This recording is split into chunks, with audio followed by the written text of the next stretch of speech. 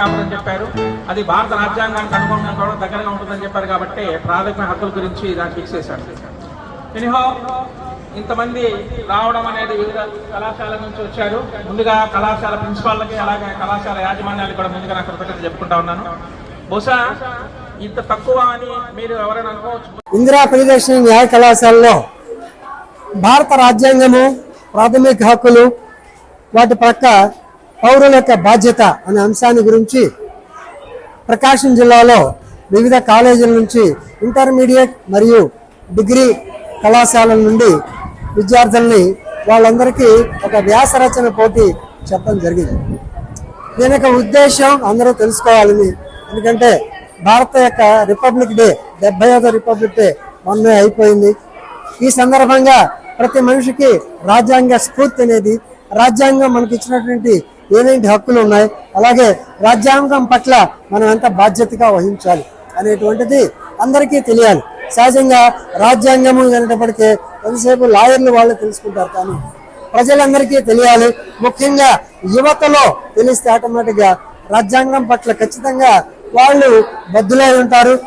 తద్వారా దేశానికి మంచి పౌరులుగా తయారవుతారు. కేవలం న్యాయవాదులే కాకుండా పౌర హక్కుల గురించి రేపొద్దున ఫైట్ చేసేటువంటి మంచి వ్యక్తులుగా కూడా తయారవుతారు. అలాగే మనకి ఏం హక్కు ఇచ్చింది రాజ్యాంగం, రాజ్యాంగం ద్వారా మనం దాన్ని ఎలా చేసుకోవచ్చు. ఎందుకంటే చాలా చోట్ల ఇల్లీగల్ అరెస్ట్ అని లేకుంటే రకరకాల తీసుకెళ్ళకపోవడం చాలా ఇబ్బందులు ఉంటాయి. వాటన్నిటి రాజ్యాంగం తెలిస్తే అరెస్ట్ చేసినప్పుడు మనం ఏం చేయాలనేటువంటిది కూడా ప్రతి వారికి అర్థమవుతుంది. దానికోసమే ఈ కార్యక్రమాన్ని ఏర్పాటు చేసాం. చాలా సంతోషం. చాలా మంది పిల్లలు ఇక్కడికి వచ్చి రాశారు, బ్రహ్మాండంగా రాశారు. అది ఎందుకంటే వాళ్ళు ప్రిపేర్ అయ్యారు, చాలా చక్కగా రాశారు. ఎందుకంటే అప్పుడే ఊనే పైపైన సూపర్వైజ్ చేస్తూ తిరిగినప్పుడు చాలా బాగుంది.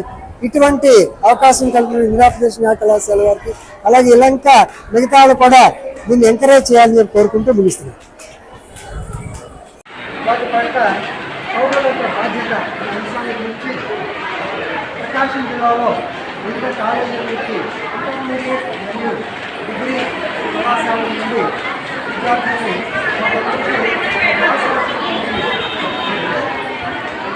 ఉద్దేశం తీసుకోవాలి.